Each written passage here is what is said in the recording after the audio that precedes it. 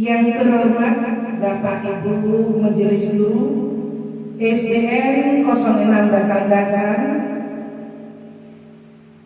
yang kami hormati, ini khusus untuk calon guru penggerak Ibu Dian Permatasari SPD.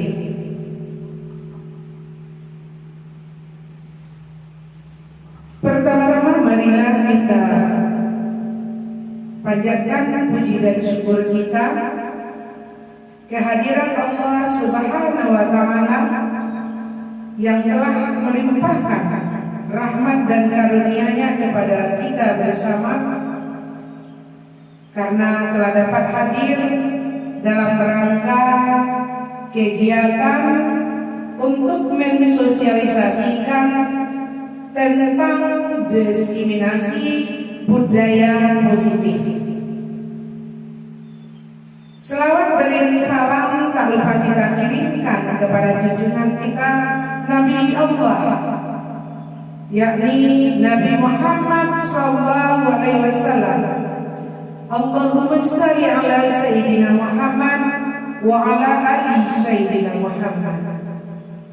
Beliau adalah pucuk pimpinan kita umat Islam yang telah membawa kita dari zaman jahiliyah kepada alam yang berilmu pengetahuan seperti yang kita rasakan saat ini.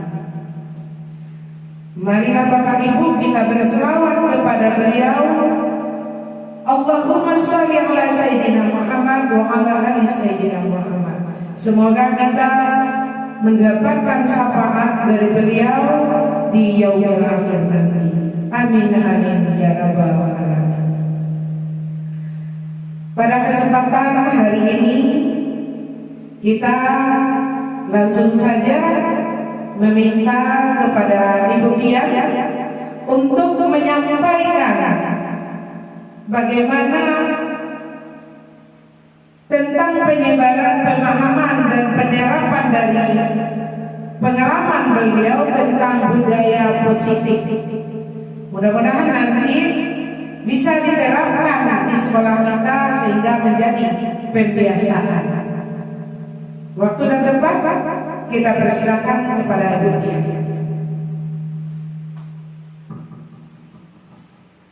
Terima kasih saya ucapkan kepada Ibu Musniati selaku Kepala Sekolah SDN Negeri 06 Batangasan. Assalamualaikum warahmatullahi wabarakatuh.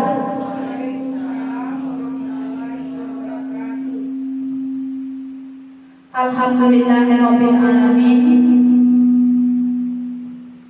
Alhamdulillahirabbil alamin. Wassalatu wassalamu ala asrafil anbiya'i wa mursalin wa ala alihi wa ashabihi rasulillahi ajmain. Pertama-tama dan yang paling utama sekali, marilah kita panjatkan puji syukur kehadiran Allah Subhanahu wa Ta'ala yang telah melimpahkan rahmat dan nikmat-Nya kepada kita semua sehingga kita dapat hadir ke sekolah pada siang ini. Selanjutnya salawat dan salam tak lupa kita kirimkan kepada arwah junjungan kita, yakninya Nabi besar Muhammad SAW yang telah membawa umatnya dari alam kegelapan ke alam yang berilmu pengetahuan seperti yang kita rasakan pada saat sekarang ini. Pertama-tama saya mengucapkan terima kasih kepada Bapak, Ibu semuanya. Yang saya hormati Ibu Musniati selaku Kepala Sekolah. Yang saya hormati Bapak, Ibu, rekan guru yang telah bersedia meluangkan waktu hadir di ruangan ini dalam rangka menyebarkan pemahaman dan penerapan pengalaman budaya positif yang akan saya sampaikan. Saya Dian Permatasari, calon guru penggerak angkatan 10 dari SDN 06 Batangasan, Kabupaten Padang Pariaman.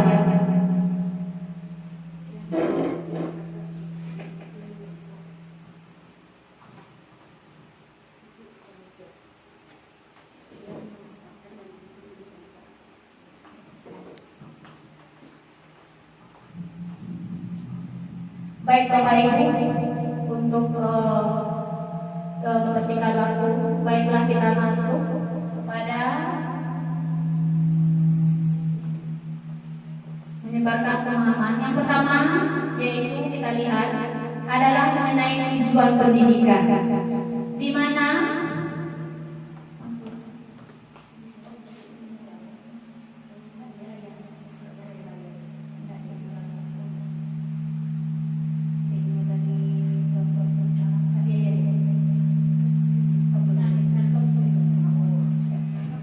baik Bapak Ibu, kita lanjutkan.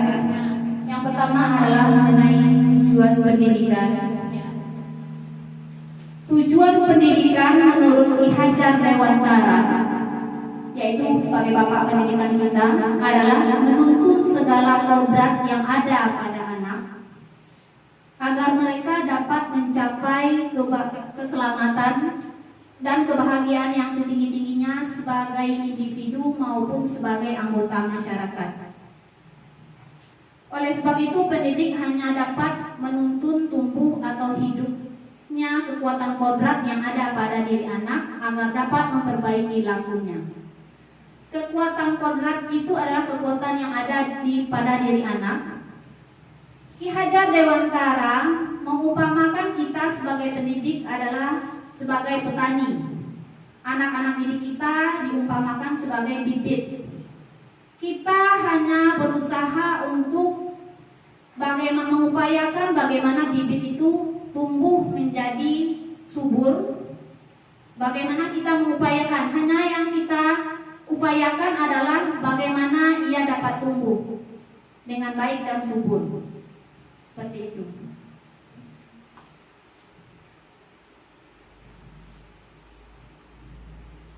Selanjutnya adalah budaya positif.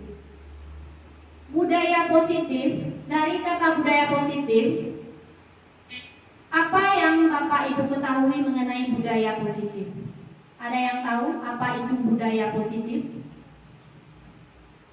Budaya itu merupakan kebiasaan yang kita lakukan. Benar begitu Bapak Ibu? Ya. Positif berarti bagaimana Bapak Ibu? Merupakan hal-hal yang baik, kebiasaan-kebiasaan baik yang kita lakukan di sekolah. Budaya positif di sekolah yaitu nilai dan kebiasaan di sekolah yang berpihak pada murid agar mereka dapat berkembang menjadi pribadi yang kritis, penuh hormat dan bertanggung jawab sesuai dengan profil pelajar Pancasila.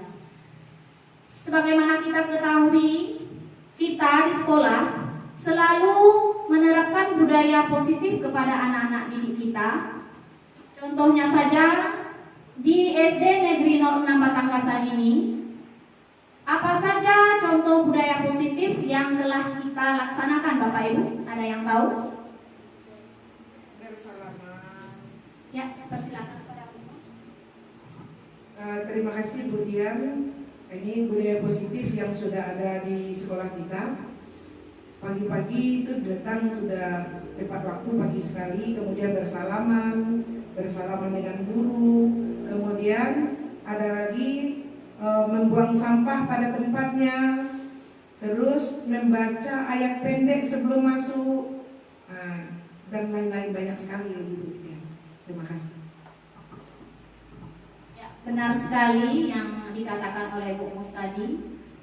Pembiasaan-pembiasaan yang kita lakukan, yang pertama yaitu kita selalu mengajarkan kepada anak didik kita bahwasanya bersalaman sebelum masuk kelas. Kemudian ada juga melakukan pembiasaan-pembiasaan yang kepada nilai keagamaan seperti melaksanakan sholat zuhur berjamaah, melaksanakan kultum, dan juga pembiasaan menjaga kebersihan lingkungan yaitu membuang sampah pada tempatnya. Seperti yang bisa kita lihat Bapak Ibu, ini ada beberapa gambar dari pembiasaan yang kita lakukan di sekolah kita.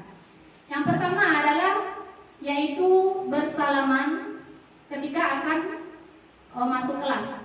Yang kedua adalah berdoa sebelum belajar. di mana berdoa sebelum belajar ini sudah kita laksanakan jauh-jauh sebelumnya. Ini merupakan pembiasaan yang selalu kita laksanakan setiap hari. Kemudian gambar selanjutnya adalah kegiatan gotong royong. Gotong royong yang kita laksanakan, baik itu kegiatan gotong royong membersihkan lingkungan kelas maupun lingkungan sekitar sekolah, seperti mencabut rumput, membersihkan rumput liar di pot bunga, dan juga membersihkan lingkungan di belakang sekolah. Kemudian pembiasaan budaya positif yang sering kita lakukan adalah yaitu melaksanakan sholat zuhur berjamaah, di mana ini merupakan pembiasaan yang sangat positif sekali bagi anak didik kita, terutama hubungannya dengan Sang Pencipta. Selanjutnya adalah bersalaman ketika akan memasuki pekarangan sekolah. Kemudian pembiasaan yang selanjutnya, budaya positif selanjutnya adalah kita selalu melakukan diskusi setiap kita memecahkan suatu persoalan atau permasalahan yang kita hadapi di sekolah, baik itu permasalahan yang dihadapi anak maupun permasalahan yang terjadi di lingkungan sekolah, dan juga baik itu dengan orang tua maupun dengan rekan sejawat kita. Baik permasalahannya itu adalah untuk menciptakan pembelajaran dan menyelesaikan permasalahan agar dari kita terbangun motivasi untuk melakukan diskusi dan juga kebebasan kita untuk menyampaikan pendapat. Seperti itu. Baik Bapak Ibu, kita lanjutkan.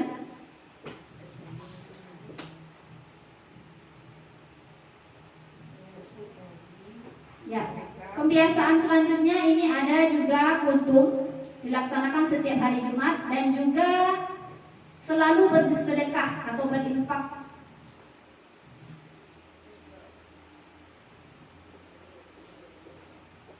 Baik Bapak Ibu, konsep utama budaya positif yang akan dipaparkan pada siang ini yang pertama adalah perubahan paradigma pembelajaran.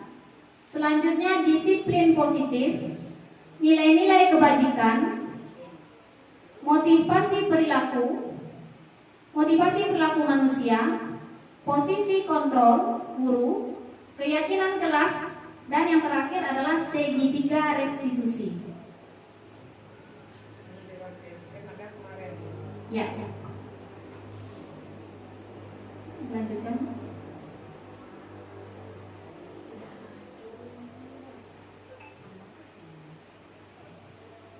Yang pertama adalah pembelajaran dengan paradigma baru. Pembelajaran dengan paradigma baru dirancang berdasarkan prinsip pembelajaran berdiferensiasi, sehingga setiap siswa belajar sesuai dengan kebutuhan tahap perkembangannya untuk mewujudkan profil pelajar Pancasila. Pembelajaran berdiferensiasi, kata-kata ini apakah Bapak Ibu semuanya sudah mengetahui apa itu pembelajaran berdiferensiasi? Ada yang mengetahui apa itu pembelajaran berdiferensiasi? Pembelajaran yang berpihak kepada murid.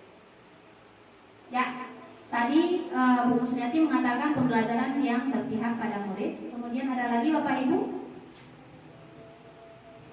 Baik, pembelajaran berdiferensiasi ini artinya kita memperhatikan pembelajaran itu menurut kebutuhan siswa kita di dalam pembelajaran, agar tahap perkembangannya itu mewujudkan profil pelajar Pancasila. Profil pelajar Pancasila, Bapak Ibu sudah mengetahui semuanya? Ada berapa profil pelajar Pancasila? Ada berapa Bapak Ibu? Ada 6. Ada 6. Yang pertama adalah Beriman, bertakwa. Yang pertama yaitu beriman dan bertakwa kepada Tuhan Yang Maha Esa.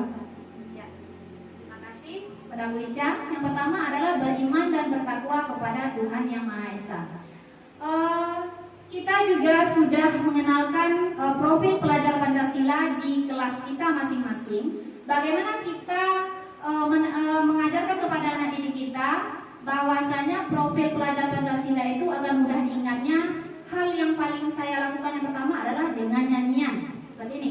Profil pelajar Pancasila beriman dan bertakwa pada Tuhan Yang Esa dan berakhlak mulia, berkebinekaan global, gotong royong mandiri, kreatif dan bernalar kritis. Alhamdulillah, murid di kelas mampu menyebutkan keenam profil pelajar Pancasila.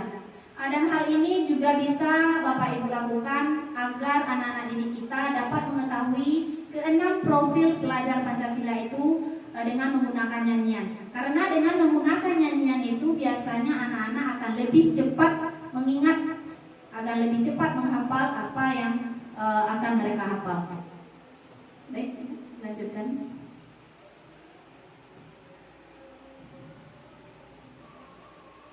Baik Bapak Ibu, kita coba melakukan sebuah cobalah buka. Diminta Bapak Ibu ini mengepalkan tangan. Cobalah lakukan kegiatan cobalah buka dengan mengepalkan tangan Anda. Mengepalkan tangan Anda kepada teman Anda. Teman Anda boleh dengan berusaha untuk mengintimidasi Anda untuk membukanya, apakah dengan rayuan, apakah dengan memarahi, menggoda, bahkan menawari Bapak Ibu dengan uang agar Bapak Ibu dapat membuka kepala tangan Bapak Ibu, di mana di dalam kepala tangan Bapak Ibu itu tersimpan sesuatu yang sangat berharga bagi Bapak Ibu, sesuatu yang sangat berharga yang sangat Bapak Ibu sayangi. Bisa dicoba kan antar teman, coba kepalkan tangannya kepada teman, temannya berusaha untuk membujuk Bapak Ibu untuk membuka tangan Bapak Ibu. Apakah itu dengan rayuan? Boleh dicoba Bapak Ibu? Ya, boleh dikritik juga boleh. Bagaimana Bapak Ibu mempertahankannya? Kira-kira apakah Bapak Ibu membuka kepala tangan Bapak Ibu? Tidak. Kalau tidak, alasannya mengapa? Ada yang bisa memberikan alasannya mengapa Bapak Ibu tidak mau membuka tangannya, walaupun itu temannya itu menggelitik, mencoba merayu. Ada alasannya? Kenapa kira-kira sesuatu yang di tangan Bapak Ibu tidak mau Bapak Ibu buka? Ada yang bisa? Karena ya, silakan Bupin. Coba Bupin. Jadi, ya, Cing. Nah, alasannya? Baik Bu Dian, saya akan menjawab. Karena ada sesuatu yang berharga di tangan ini, makanya saya nggak mau terbukanya. Takutnya nanti Bu ambil loh. Iya, makasih ya Bu ya. Makasih Bu Yesi. Tadi kata Bu Yesi dia tidak mau membuka tangannya karena ada sesuatu yang berharga, nanti dicuri. Kepada Bapak Ibu yang lain, ada alasan mengapa tidak mau membuka tangannya? Bu Mus kali? Ada Bu Mus? Kenapa alasannya Bu Mus?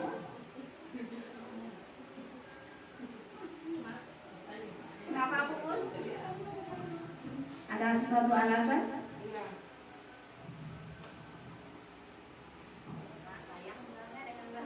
Iya. Kenapa tangannya tidak mau dibuka? Yang pertama itu adalah hal yang berharga, bukan takut dicuri, tetapi nanti ya nanti yang lain itu kan kita ini mempertahankan komitmen kita. Uji kekuatan bisa nggak terbuka tangan kita. Jadi kalau ini sama dengan mempertahankan komitmen, bisa nggak dibujuk orang gitu kan? Padahal ini adalah punya kita yang paling berharga. Nggak bisa siapapun nggak bisa mengambil gitu. Jadi itu makanya kita pertahankan sampai darah penghabisan. Barangkali itu Bu Dian. Tangan kepada Bu Musnyati yang sangat memparah sekali menyampaikan bahwasanya itu adalah benda yang sangat berharga. Ya, di alasan yang ketiga, sesungguhnya Bapak Ibu siapa yang memegang kendali kontrol ketika Bapak Ibu tidak mau membuka, bahkan mau membuka tangan Bapak Ibu sendiri. Kira-kira siapa yang memegang kendalinya? Bapak Ibu atau orang lain? Ya, iya benar, betul sekali. Yang memegang kendali adalah diri kita sendiri. Apakah kita terpengaruh dengan bujukan dari orang lain atau tidak? Berarti kita yang memegang kendali, diri kita yang memegang kendali atau kontrol untuk tidak membuka tangan, bahkan membuka tangan kita sendiri.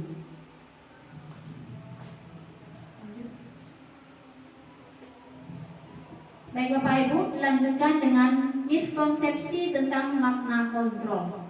Kadang-kadang kita seringkali mengartikan kontrol itu adalah sesuatu yang dapat kita lakukan, memaksa seseorang untuk melakukan apa yang kita inginkan.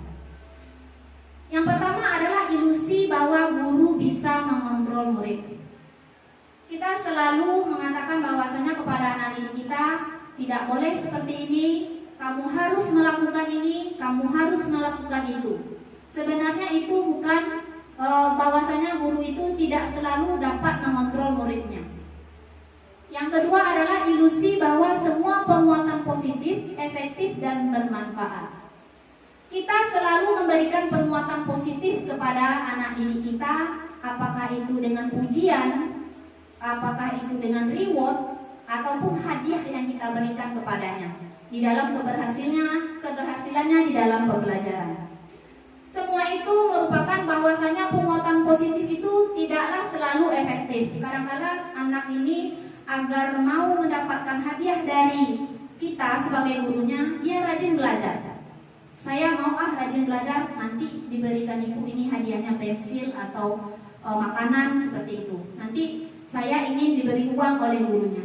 Jadi penguatan positif yang kita berikan kepada anak didik kita itu hanya tidak dari dalam dirinya, hanya pengaruh dari motivasi eksternal, rangsangan dari luar saja, tidak berasal dari dirinya sendiri.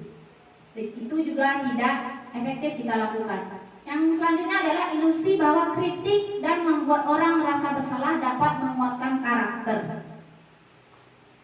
Membuat orang merasa bersalah. Saya juga pernah melakukan ini. Kadang-kadang saya berbicara seperti ini kepada anak didik kita. Ya Allah nak, ibu ayahmu sudah susah payah mencari uang untuk jajan kamu ke sekolah, tetapi di sekolah kamu hanya bermain. Saya percaya Bapak Ibu pernah melakukan hal seperti itu. Ya ampun nak, tidak kasihan kamu dengan ibumu yang sudah susah payah mencari uang? Pasti Bapak Ibu semuanya juga mengatakan hal seperti itu kepada anak didik kita.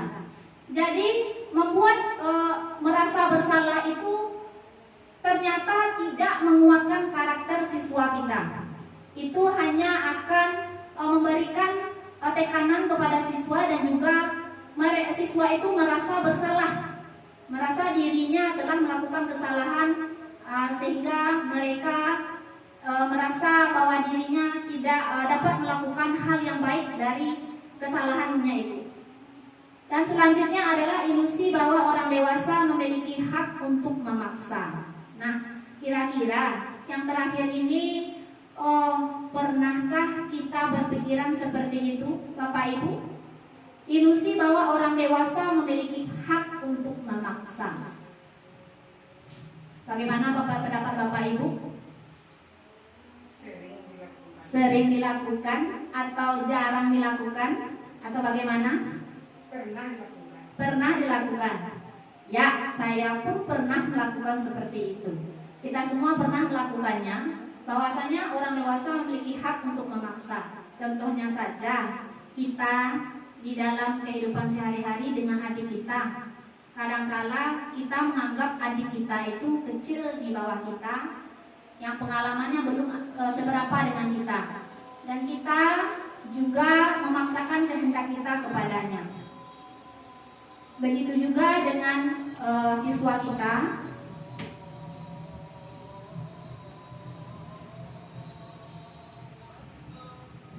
Begitu juga yang kita lakukan kepada siswa kita, bahwasanya kita di dalam kelas selalu berbicara dengan siswa kita, bahwasanya mereka harus menuruti semua perintah yang ada di kelas kita, agar mereka, misalnya saja kamu harus belajar di rumah, kamu harus melakukan ini agar nilainya seperti ini. Kamu harus melakukan ini agar di kelas ini menjaga ketertiban, agar kekacauan tidak terjadi, seperti itu. Kita selalu memiliki hak untuk memaksa. Dilanjutkan dengan merubah paradigma stimulus respon ke pendekatan teori kontrol. Yang pertama kita lihat Bapak Ibu, stimulus respon itu realitas atau kebutuhannya kita lihat kita sama. Ternyata semua kebutuhan kita itu berbeda antara kita satu dengan yang lainnya, atau antara siswa kita dengan siswa yang lain. Kemudian pada teori kontrol, kebutuhan itu ternyata berbeda. Dilanjutkan dengan semua orang melihat hal yang sama. Pada stimulus respon, pandangannya itu adalah semua orang melihat hal yang sama. Tetapi pada teori kontrol, setiap orang memiliki gambaran yang berbeda. Kita mencoba mengubah orang agar berpandangan sama dengan kita. Sering kita lakukan, artinya kita berpandangan bahwa hal itu adalah benar. Kita mencoba mengubah pandangan orang, bahwa meyakinkan orang tersebut apabila kita berbicara, kita mencoba meyakinkannya. Oh begini loh, saya seperti ini benar, pendapat saya benar. Bagaimana dengan pendapat? Kita mencoba mengarahkan, mengubah pandangan teman kita itu agar percaya dengan kita, bahwasanya kita benar. Sedangkan di teori kontrol, kita berusaha memahami pandangan orang lain tentang dunia. Artinya tidak semua pandangan kita itu sama dengan teman kita. Kalau misalnya kita berpandangan, misalnya A pandangan kita, belum tentu teman kita memiliki pandangan yang sama dengan kita. Selanjutnya, pada stimulus respon, perilaku buruk dilihat sebagai suatu kesalahan. Setiap kesalahan perilaku buruk itu adalah merupakan kesalahan. Sedangkan pada teori kontrol, semua perilaku itu memiliki tujuan. Walaupun seorang anak itu melakukan perilaku buruk, tetapi perilakunya itu memiliki tujuan. Sebenarnya tujuannya apa dia melakukan hal tersebut? Selanjutnya adalah orang lain bisa mengontrol saya. Sedangkan di teori kontrol, hanya Anda yang bisa mengontrol diri Anda. Apakah kita bisa ikut dengan orang itu? Apakah kita ingin seperti orang itu? Yang menentukannya adalah diri kita sendiri. Apakah kita ingin terjerumus ke dalam masalah yang dihadapi orang tersebut? Itu tergantung dari diri kita sendiri. Kemudian saya bisa mengontrol orang lain. Sedangkan di teori kontrol, Anda tidak bisa mengontrol orang lain. Kemudian pemaksaan ada pada saat rujukan gagal. Sedangkan kolaborasi dan konsensus menciptakan pilihan-pilihan baru. Yang terakhir adalah pada stimulus respon, model berpikir menang atau kalah. Sedangkan teori kontrol,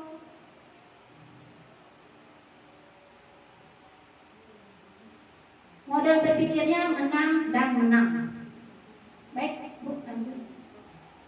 Dua adalah disiplin positif. Disiplin berasal dari kata disiplina yang artinya belajar, di mana disiplin diri membuat orang menggali potensi untuk menuju sebuah tujuan, apa yang ia hargai.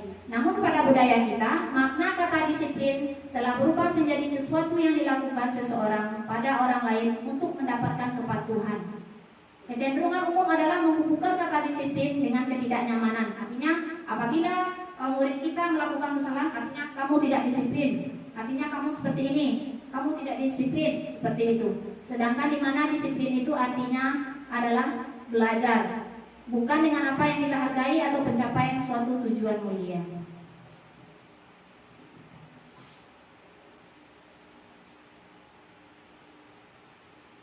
Disiplin adalah kemampuan memerintah diri sendiri dalam mengontrol dan menguasai diri untuk memilih tindakan yang mengacu pada nilai-nilai yang kita hargai dengan penuh tanggung jawab, tanpa terperintah orang lain.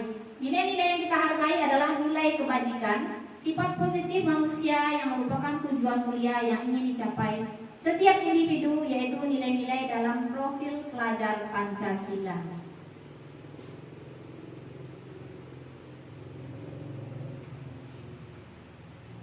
Bisa Bapak Ibu lihat nilai-nilai kebajikan yang sesuai dengan profil pelajar Pancasila. Yang pertama adalah toleransi, rasa hormat, integritas, mandiri, menghargai, antusias, empati, keingintahuan, kreativitas, kerjasama, percaya diri, dan komitmen.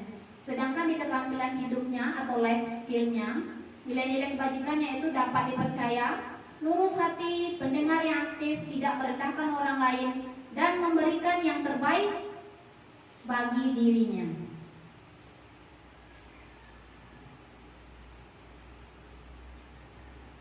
Baik Bapak Ibu, dilanjutkan kepada kebutuhan dasar manusia.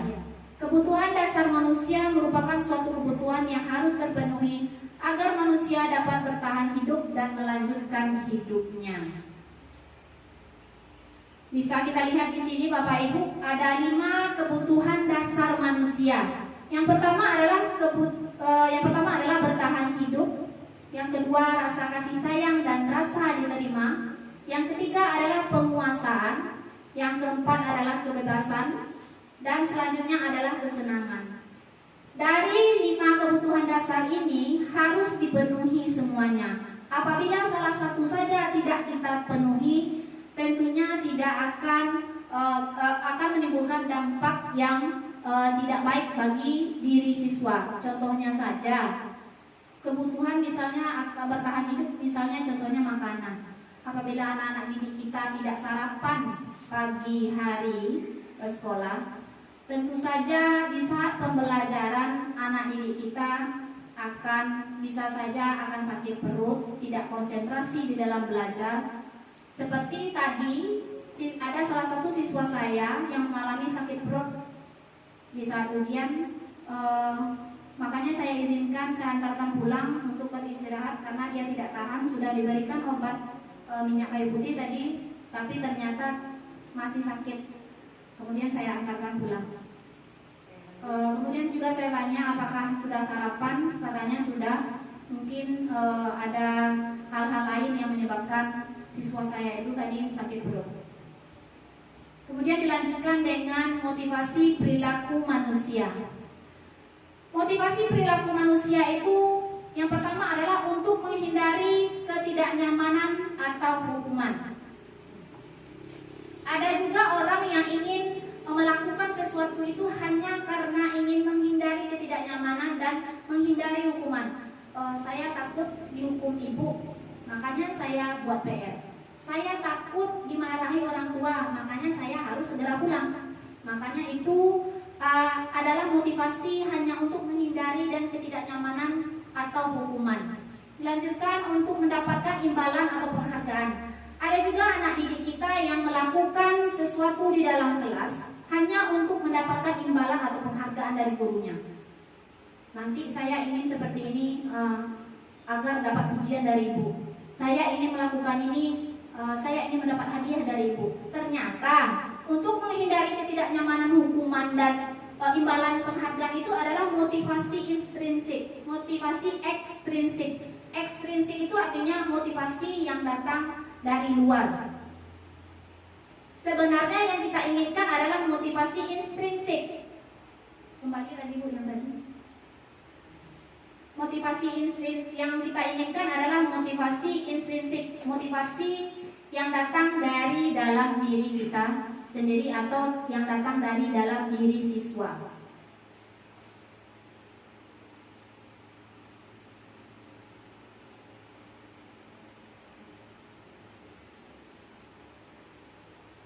Coba lanjut dulu.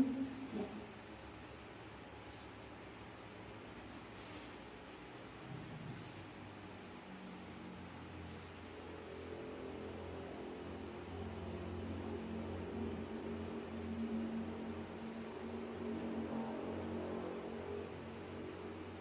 Baik Bapak Ibu, kita lanjutkan mengenai hukuman, konsekuensi, dan restitusi.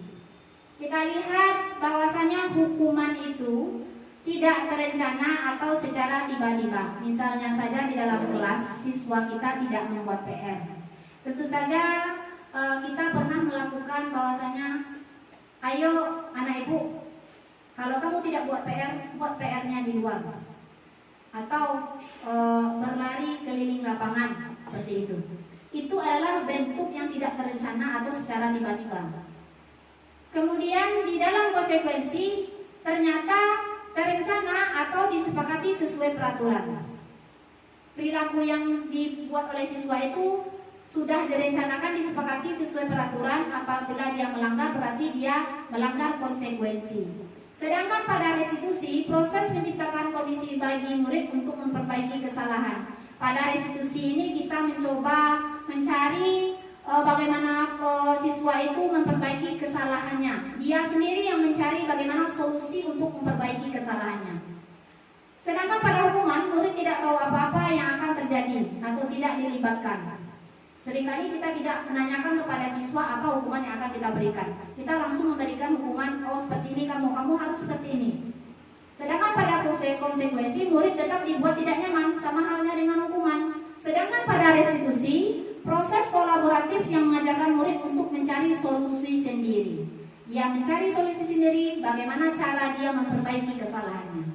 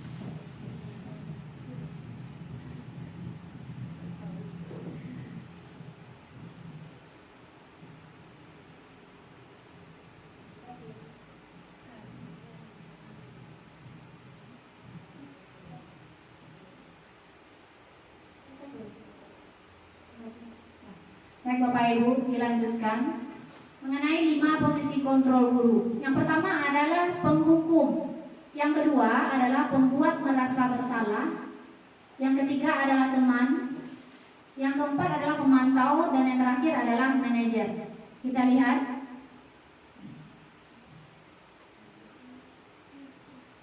Yang pertama adalah penghukum. Biasanya ditandai dengan kata-kata seperti kita memberikan hukuman kepada siswa, yaitu lari keliling lapangan 1 putaran. Kemudian pembuat merasa bersalah, yaitu ketika kasus siswa datang terlambat ke sekolah, kita sering berbicara seperti ini kepada siswa, berapa kali ibu bapak memberitahumu, kamu selalu mengecewakan ibu. Berarti kita membuat merasa bersalah kepada siswa. Selanjutnya adalah posisi kontrol teman. Biasanya kita katakan adalah, ayo dong ikuti aturan sekolah, tolong bantu ibu atau bapak ya sekali ini. Ya sudah, tidak apa-apa, lain kali jangan sampai berbuat seperti ini lagi ya. Tentu saja bapak ibu pernah berbicara seperti itu kepada siswanya. Lanjutkan adalah posisi pemantau. Kamu sudah melanggar peraturan sekolah, kamu tahu konsekuensinya. Setelah ini jangan datang terlambat lagi ya.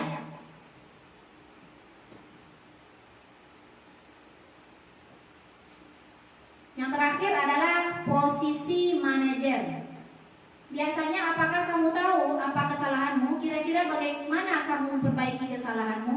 Di sini adalah posisi manajer, ini adalah posisi yang sangat baik sekali, di mana di antara keempat posisi yang tadi, yang ini adalah posisi yang diharapkan bagi kita sebagai guru agar dapat menerapkan kepada siswa, di mana kita dalam menghadapi kasus yang dihadapi siswa, kita mencoba dulu menggali kepada siswa apa kesalahan yang dilakukannya, kemudian meminta siswa itu mencoba sendiri bagaimana dia mencari mencari cara untuk memperbaiki kesalahannya.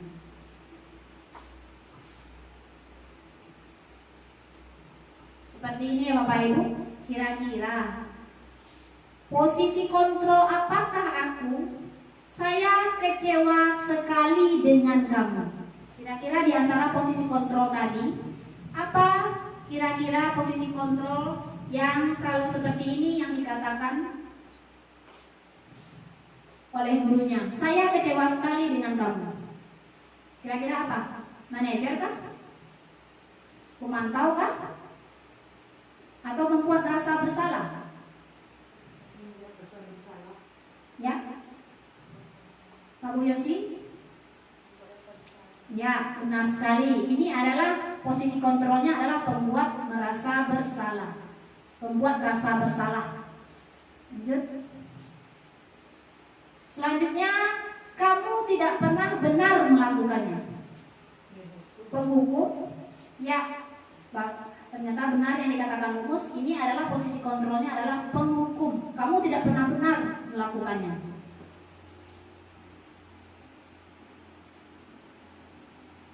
Selanjutnya adalah apa rencanamu untuk menyelesaikan masalah ini? Posisi kontrol apakah ini Bapak Ibu?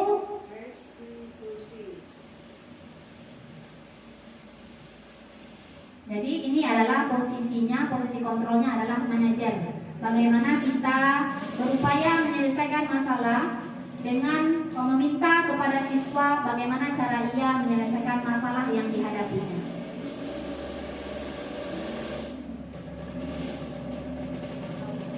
Yang selanjutnya adalah ayolah lakukan demi bapak atau ibu ya. Kira-kira posisi kontrol apakah ini? Ya, posisi kontrolnya adalah teman.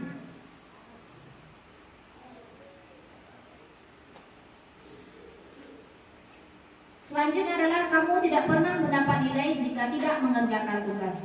Yang ini adalah posisi kontrolnya adalah apa Bapak Ibu? Pemantau.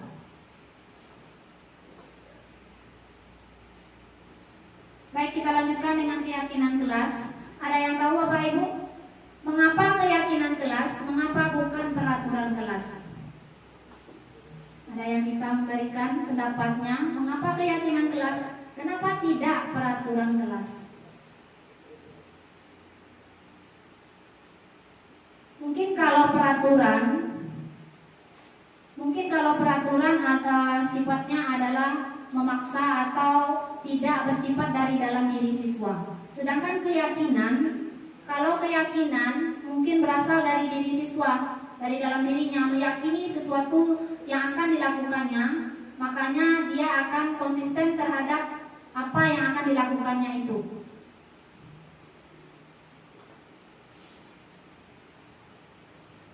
Lanjutkan Bapak Ibu, yaitu pembentukan keyakinan kelas. Pembentukan keyakinan kelas ini sudah dimulai di kelas. Yang pertama, pembentukan keyakinan kelas ini bersifat abstrak. Yang selanjutnya adalah berupa pernyataan universal. Dilanjutkan yaitu dibuat dalam pernyataan positif. Kata-kata tidak boleh dan jangan ternyata tidak boleh kita gunakan di dalam keyakinan kelas, kita ganti.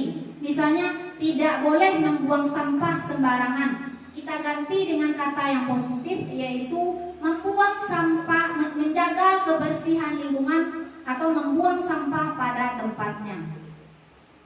Dan juga seperti tidak boleh makan di dalam kelas, kita ganti kata tidak boleh itu dengan menjaga kesopanan atau menjaga kebersihan di dalam kelas. Selanjutnya, sesuai dengan kondisi kelas dan sekolah sehingga mudah diterapkan, semua warga kelas dilibatkan saat membuat keyakinan kelas. Kalau di dalam kelas, keyakinan kelas kita yang dilibatkan adalah siswa kita.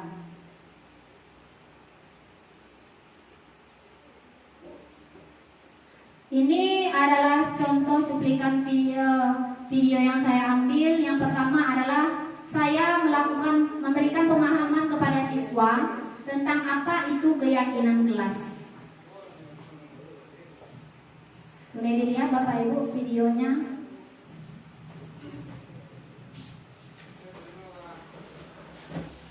Yang pertama yang saya lakukan adalah memberikan pemahaman kepada siswa tentang apa itu keyakinan kelas. Apakah anak-anak didik kita sudah tahu apa itu keyakinan kelas?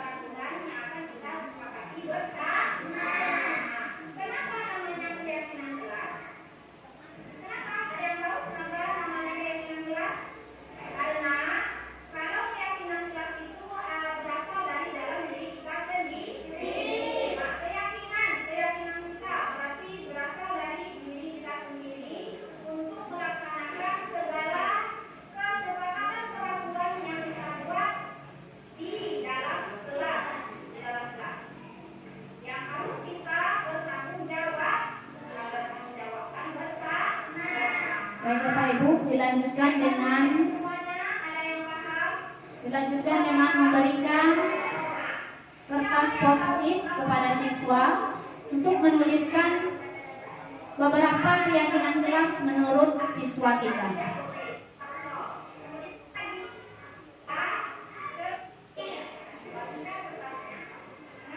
Dilanjutkan dengan memberikan kertas kepada siswa untuk menuliskan beberapa keyakinan kelas menurut siswa.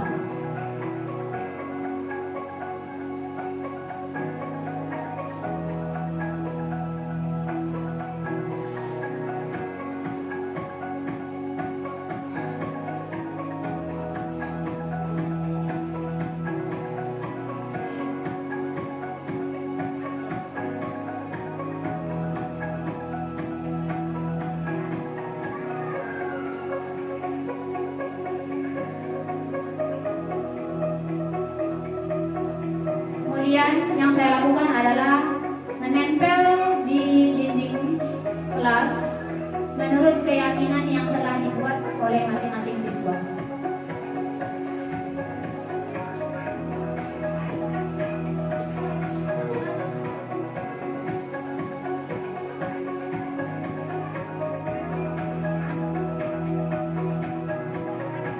Di sini kita lihat Bapak Ibu, siswa kita sangat antusias sekali dalam memberikan keyakinan kelas menurutnya masing-masing.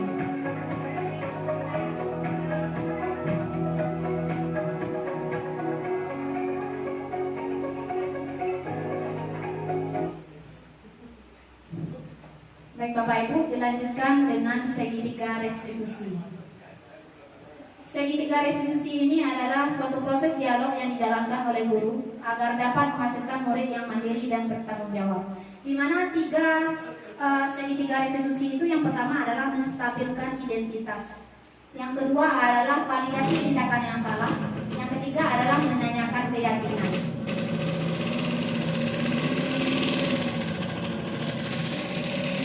Yang pertama adalah menstabilkan identitas.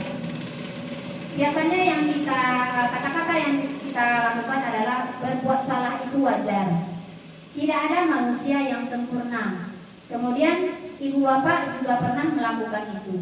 Kemudian ibu bapak tidak mau mencari siapa yang salah, tapi ibu bapak ingin mencari solusi dari permasalahan ini. Kamu berhak merasa begitu. Selanjutnya, yang kedua adalah validasi tindakan yang salah. Berdasarkan prinsip membuat kesalahan adalah bagian dari proses pembelajaran. Kamu pasti punya alasan mengapa melakukan hal itu. Kata-kata ini yang akan pertama kali kita ucapkan, memvalidasi tindakan yang salah. Kemudian padahal kamu bisa melakukan yang lebih buruk dari ini. Kemudian kamu patut merasa bangga karena telah melindungi sesuatu yang penting buatmu. Dan kamu melakukannya karena mempertahankan sesuatu yang penting bagimu.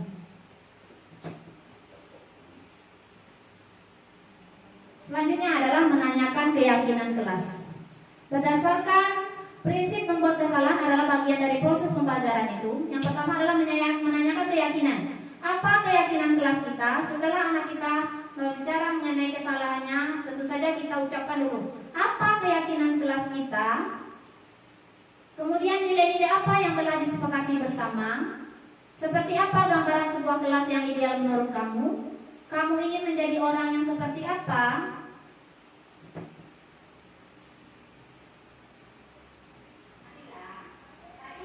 Ini adalah contoh penerapan segitiga restitusi yang saya lakukan kepada siswa saya di kelas 4. Oh, wajarlah seperti itu. Kalau ibu di posisi dia, pasti ibu juga akan dia, pasti ibu juga akan dia. Lalu apa yang dia lakukan terhadap Ustaz? Tidak marah dan melayani tidak. Oh, begitu. Tidak melakukan hal seperti itu pasti ada alasannya. Iya, Bu. Masa tidak dia saja. Tidak ingin berdua, tidak bilang boleh. Ya, wajarlah kamu merasa seperti itu. Ibu sangat menghargai sekali tindakan Sila yang tidak melakukan hal-hal seperti memukul, Ustaz. Sekarang coba kita pikirkan, tindakan Sila itu sampai menendang kursi itu apakah sudah sesuai dengan keyakinan kelas kita? Tidak, Bu. Menurut Sila, keyakinan kelas apa yang Sila langgar? Saling menghormati antar teman, Bu. Menurut Sila, saling menghormati antar teman itu apakah penting atau tidak? Kalau itu penting, menurut Sila keyakinan kelas apa yang perlu Sila tingkatkan? Harus lebih sabar, Bu. Apa Sila bersedia memperbaiki kesalahan yang Sila lakukan? Apa yang Sila lakukan untuk memperbaiki masalah ini? Sila harus banyak bersabar dan menahan emosi. Jika ada yang mengganggu Sila saat belajar akan Sila lapor ke Ibu. Baik Sila, bagus sekali. Tepat sekali yang Sila jawab. Semoga Sila selalu bersemangat dalam belajar. Baik, Bu. Ya, itu adalah salah satu video yang saya ambil dengan menerapkan segitiga restitusi bersama salah seorang siswa saya di dalam kelas. Terima kasih Bapak Ibu atas perhatiannya yang sudah memberikan dukungannya terhadap diseminasi yang saya sampaikan tentang pemahaman budaya positif.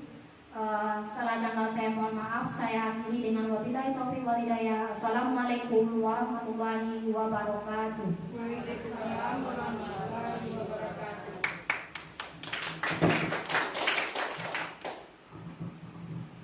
Baik Bapak Ibu, terima kasih atas paparan yang disampaikan oleh Ibu Dian Permatasari.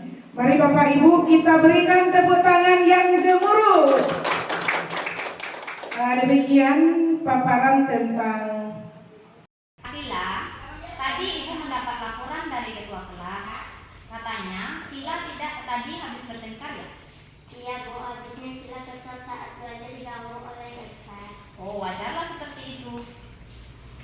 Kalau Ibu di posisi Sila, pasti Ibu juga akan kesal. Lalu apa yang Sila lakukan terhadap Ustaz? Sila marah dan melayani kursi Ustaz. Oh, begitu. Sila melakukan hal seperti itu pasti ada alasannya. Iya, Bu. Masa Sila diam saja. Sila ingin konsentrasi tapi diganggu oleh Ustaz. Ya, wajarlah kamu merasa seperti itu. Ibu sangat menghargai sekali tindakan Sila yang tidak melakukan hal-hal seperti memukul Irsa. Sekarang coba kita pikirkan, tindakan Sila itu sampai menendang kursi itu apakah sudah sesuai dengan keyakinan kelas kita? Tidak, Bu. Menurut Sila, keyakinan kelas apa yang Sila langgar? Saling menghormati antar teman, Bu. Menurut Sila, saling menghormati antar teman itu apakah penting atau tidak? Kalau itu penting, menurut Sila keyakinan kelas apa yang perlu Sila tingkatkan? Harus lebih sabar, Bu. Apa Sila bersedia memperbaiki kesalahan yang Sila lakukan? Bersedia, Bu. Apa yang Sila lakukan untuk memperbaiki masalah ini? Sila harus banyak bersabar dan menahan emosi. Jika ada yang mengganggu Sila saat belajar akan Sila lapor ke Ibu. Baik Sila, bagus sekali. Tepat sekali yang Sila jawab. Semoga Sila selalu bersemangat di dalam belajar. Baik, Bu.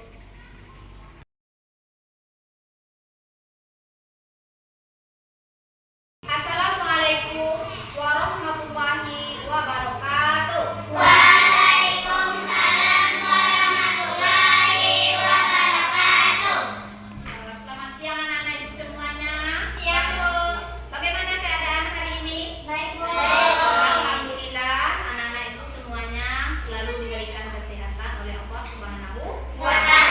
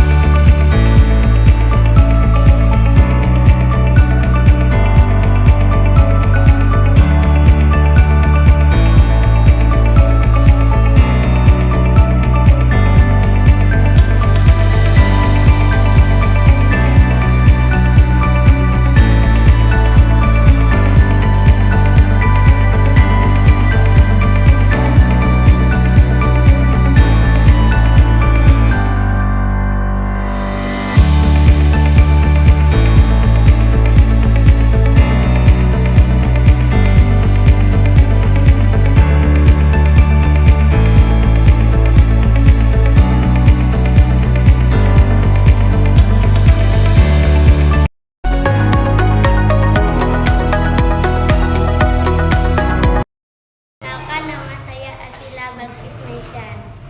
Nama saya Arika. Nama saya Ersyanul Albab.